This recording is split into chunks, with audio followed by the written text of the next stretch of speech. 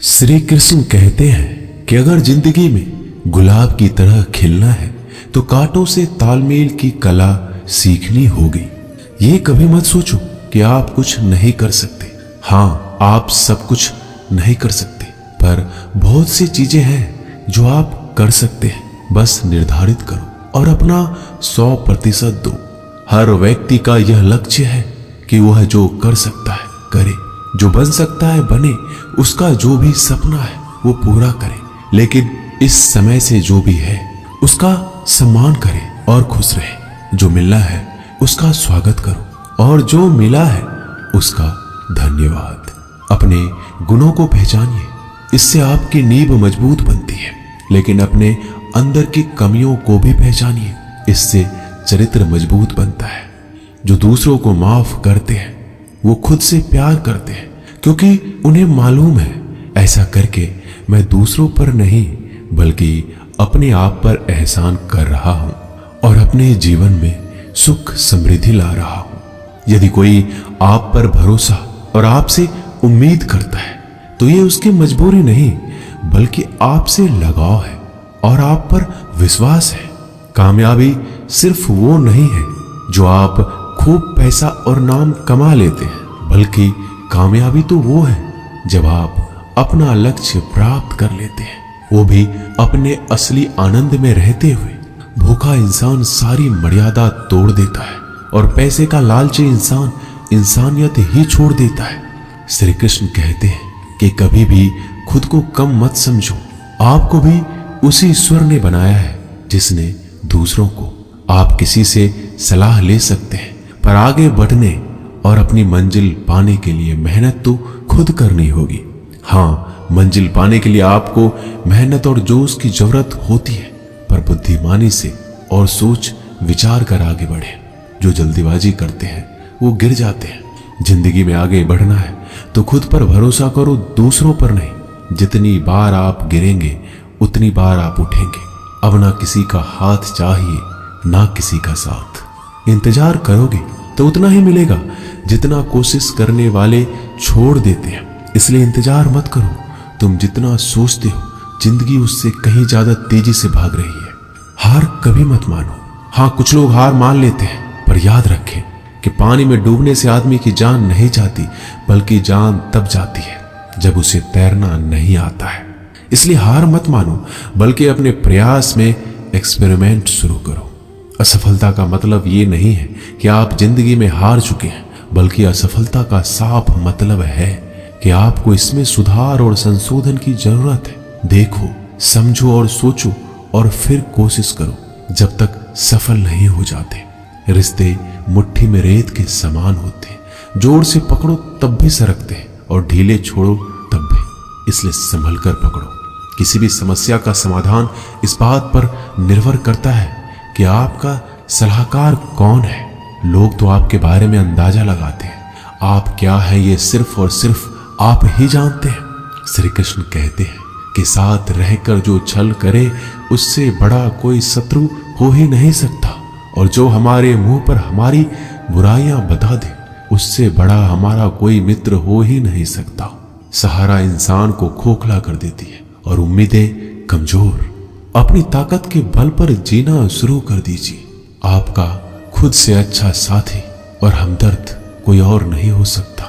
जिस इंसान की सोच और नीयत अच्छी होती है, भगवान उसकी मदद किसी न किसी रूप में करने आ ही जाते हैं। भाग्यशाली वो होते हैं जिन्हें समय और समझ दोनों एक साथ मिलती है, क्योंकि अक्सर समय पर समझ नहीं आती और जब समझ आती है तो समय चला जाता है। श्री कृष्ण कहते हैं, समझदार व्यक्ति जब संबंध निभाना बंद कर दे तो समझ जाओ कि उसके आत्मसम्मान को कहीं ना कहीं ठेस पहुंची है। अपने भीतर प्रेम रखो और सबका सम्मान करो। इसलिए नहीं कि मैं कह रहा हूं, बल्कि इसलिए कि ये तुम्हारा सौभाग्य है कि तुम इंसान हो। बस स्वयं में झांको और तुम पाओगे कि तुम्हारे भीतर भी कुछ ऐसा है जो किसी और के पास नहीं है। इसलिए इस धरातल पर जन्मा हर मनुष्य बहुमूल्य है। यदि जीवन में दुख मिले तो उसका सामना करो, या फिर ऐसे लोगों से जुड़ो जिनके होने से तुम्हारा जीवन धन्य हो जाए। कभी हिम्मत मत हारो, एक बार स्वयं पर विश्वास रखकर आगे कदम बढ़ाकर तो देखो, रास्ते स्वयं नजर आते चले जाएंगे। यदि आपका विश्वास अटल रहा तो मंजिल भी आपका इंतजार करते नजर आएगी।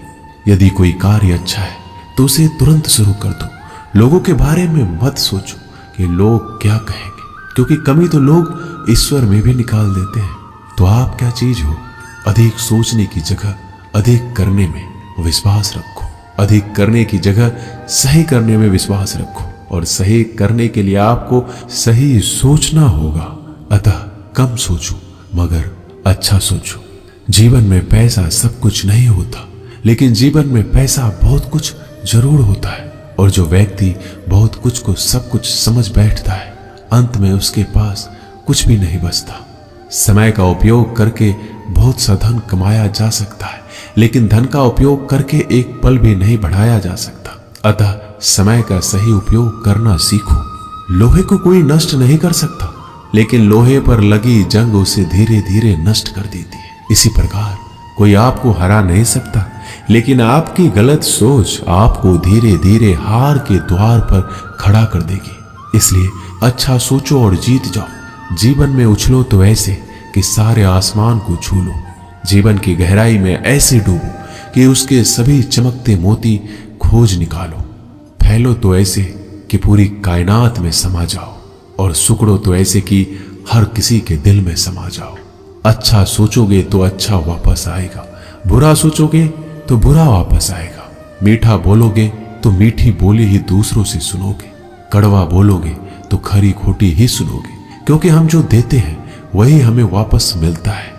एक निश्चित लक्ष्य को लेकर सही राह पर चलना जीवन यात्रा कहलाता है, और बिना लक्ष्य को लिए हुए किसी भी रास्ते पर चलना जीवन का भटकाव कहलाता है। इसलिए कम से कम एक लक्ष्य आपके पास हमेशा होना चाहिए। श्री कृष्ण कहते हैं, किसी भी कार्य में जल्दीबाजी मत करो। जल्दीबाजी आपको भटकाव की ओर ले जाएगी। भटकने से अच्छा है कि थोड़ा रुको, समझो और फिर चलो। आपका दिमाग एक भट्टी की तरह है जो हर समय आपके अनंत विचारों की ऊर्जा से गर्म रहता है। अब यह आप पर निर्भर करता है कि आप इस ऊर्जा का उपयोग किस तरह करते हो। लोग कहते हैं कि हमेशा व्यस्त रहो। अच्छी बात है, लेकिन व्यस्त रहना ही काफी नहीं है। महत्वपूर्ण यह है कि आप कब और किस कार्य में व्यस्त हो। यदि आप चाहते हो कि लोग आपको पहचाने तो अधिक से अधिक लोगों से अपनी पहचान बढ़ाओ। यदि आप चाहते हो कि लोग आपकी बात माने तो लोगों के दिलों में जगह बनाओ। और यदि आप चाहते हो कि लोग आपको हमेशा याद रखें तो कलम उठाओ और कुछ नए विचार लोगों को दो। अगर आप अच्छे कार्य करते हो तो दूसरों के सामने अपनी तारीफ कभी मत करो, क्योंकि यदि आपके कार्य वास्तव में अच्छे हैं तो आपके अच्छे कार्य ही सबको बता देंगे कि आप कैसे हो। सफल लोग खुद अपने बारे में नहीं बोलते, बल्कि उनके कार्य उनके बारे में बोलते हैं। अपना मुंह खोलने से पहले अपना दिमाग खोल लेना बहुत जरूरी है। अर्थात जब भी आप जहां भी बोले, पहले खुले दिमाग से सोचे कि इसका परिणाम क्या होगा। यदि परिणाम अच्छा हुआ तो तुरंत बोल दे। यदि आप असंभव को संभव बनाना चाहते हैं तो असंभव को पाने के लिए आपको कुछ ऐसा करना होगा जो अकल्पनीय हो। यदि आप ऐसा कर सकते हैं तो आगे बढ़कर नया और अब तक जो सोचा ना गया हो ऐसा कुछ कीजिए। आज दुनिया को एक ऐसे इंसान की जरूरत है जो इस दुनिया को बदल सके। आप भी ऐसा कर सकते हैं। यदि आप खुद को इस योग्य नहीं समझते तो जरा सोचिए, अगर आप नहीं तो कौन? अगर अभी नहीं तो कब? जो भी हो आप भी इसे कर सकते हो। अभी शुरू हो जाओ। जो भी कार्य शुरू करो सोच कर शुरू करो।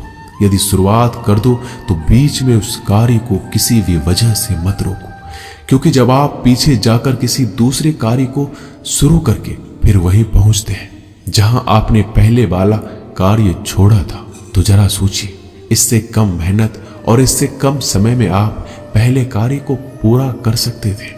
यदि आपसे पहले कोई और सफल हो जाता है तो घबराना मत, क्योंकि आप भी जानते हो कि घर बनाने से ज्यादा समय बंगला बनाने में लगता है।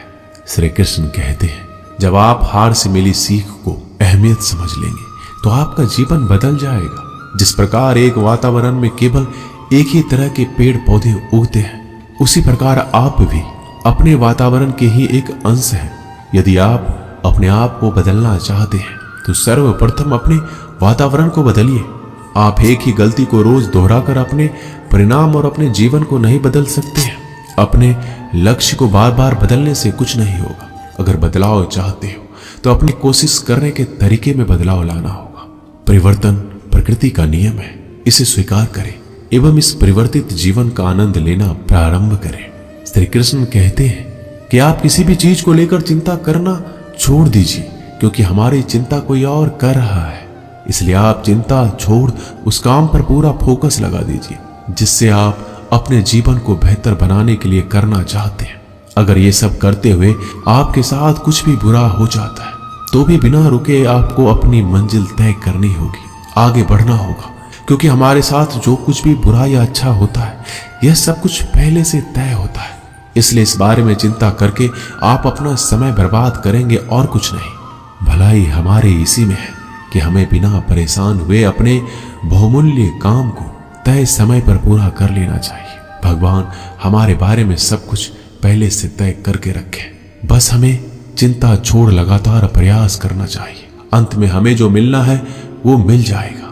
दोस्तों, इसे हम आपको एक छोटी सी कहानी के माध्यम से बताते हैं। एक बार की बात है, दो लड़के एक आश्रम में काम करते थे। वो दोनों अपने गुरु की दिन रात सेवा करते थे।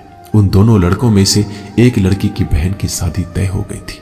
वो अपनी बहन की शादी की तैयारी धूमधाम से करना चाहता था, पर उसके पास पैसे नहीं थे। उनकी स्थिति उनके गुरु बहुत अच्छी तरह से जानते थे, पर वो भी उनकी मदद नहीं किए। जब दोनों लड़के गांव जाने के लिए तैयार हुए तो गुरु ने उस लड़के को 5 अनार दिए जिसकी बहन की शादी थी। गांव जाते समय 5 अनार पाकर लड़का बहुत दुखी था। उसे तो पैसों की जरूरत थी, वह अनार क्या करेगा। उसे अपने गुरु पे गुस्सा आ रहा था। जब दोनों लड़के गांव की तरफ जा रहे थे तो रास्ते में राजा के सैनिक इस बात की घोषणा कर रही थी, क्या किसी के पास अनार है? राजा को इसकी बहुत जरूरत है। हमने बहुत प्रयास किया पर इस क्षेत्र में कहीं भी अनार नहीं मिला। राजा की बेटी बहुत बीमार है, उसे दवा के लिए अनार की जरूरत है। दोनों लड़कों ने सोचा, हमें अनार की कोई जरूरत नहीं है, ये अनार हम राजा को दे देंगे और उनकी बेटी का अच्छा इलाज हो जाएगा। दोनों लड़कों ने अनार की बात सैनिक को बताई। सैनिक उन दोनों लड़कों को लेकर राजमहल पहुंचे और लड़कों ने अनार राजा को सौंप दिया। राजा ने उन्हें इसके लिए बहुत सारा इनाम दिया, पैसा, जेवरात और बहुत कुछ। उस लड़के की बहन की शादी बहुत ही धूमधाम से हो गई। अब उस लड़के को इस बात पर अफसोस हो रहा था कि उसने बिना सोचे समझे अपने गुरु को कोस रहा था और उन्हें भला बुरा कह रहा था। दोस्तों, मैं आशा करता हूं कि इस कहानी से आपने बहुत कुछ सीखा होगा। बस इस वीडियो में इतना ही। मिलते हैं अगली वीडियो में, तब तक के लिए अपना ख्याल रखिएगा। धन्यवाद। जय श्री कृष्णा।